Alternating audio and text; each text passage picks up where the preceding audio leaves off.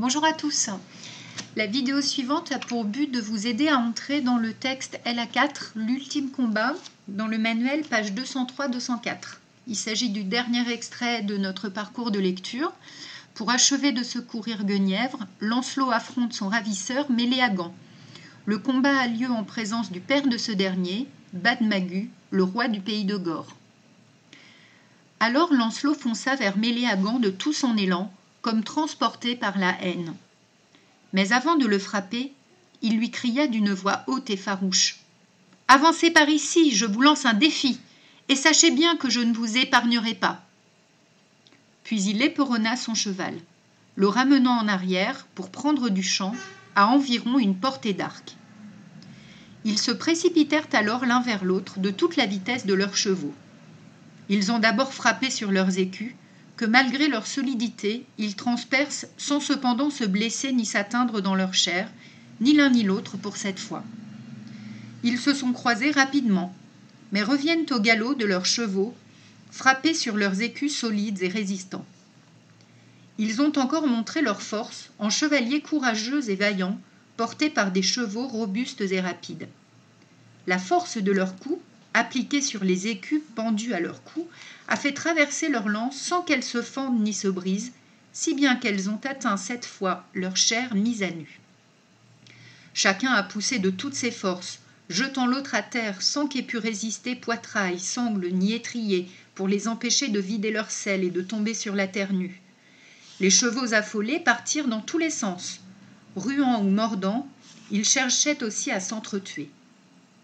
Après leur chute, les chevaliers se relevèrent le plus vite possible, tirant leurs épées, où étaient gravées leurs devises. Tenant l'écu à hauteur du visage pour se protéger, ils cherchèrent désormais une ouverture pour faire mal avec leur épée d'acier tranchant.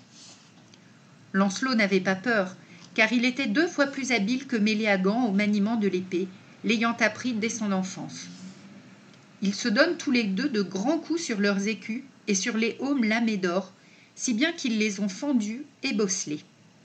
Mais Lancelot presse son adversaire de plus en plus. Et voilà qu'il lui assène puissamment un grand coup sur le bras droit que l'écu a laissé à découvert, et malgré le fer qui le protège, il le tranche net. Se sentant mutilé, Méléagant dit qu'il lui vendra cher sa main droite, ainsi perdue. Si l'occasion s'en présente, il n'hésitera pas, rien ne le retiendra. En fait, il éprouve une telle douleur, une telle colère, une telle rage, qu'il n'est pas loin de devenir fou. Il se tient pour méprisable s'il ne réserve pas à son adversaire un mauvais coup de sa façon. Il court vers lui, pensant le surprendre, mais Lancelot est sur ses gardes.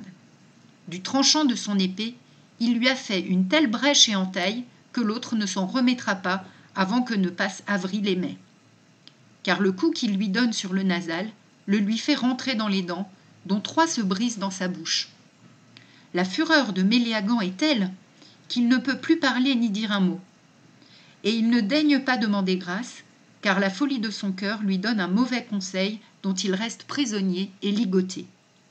Lancelot s'approche, il lui délace son aume et lui tranche la tête. Celui-là ne pourra plus lui échapper. Il est tombé mort, c'en est fait de lui. Je peux vous dire que personne dans l'assistance à ce spectacle n'éprouve de pitié pour lui. Le roi et tous ceux qui sont là manifestent une grande joie. Alors, Lancelot est désarmé par les plus enthousiastes et il est promené en triomphe.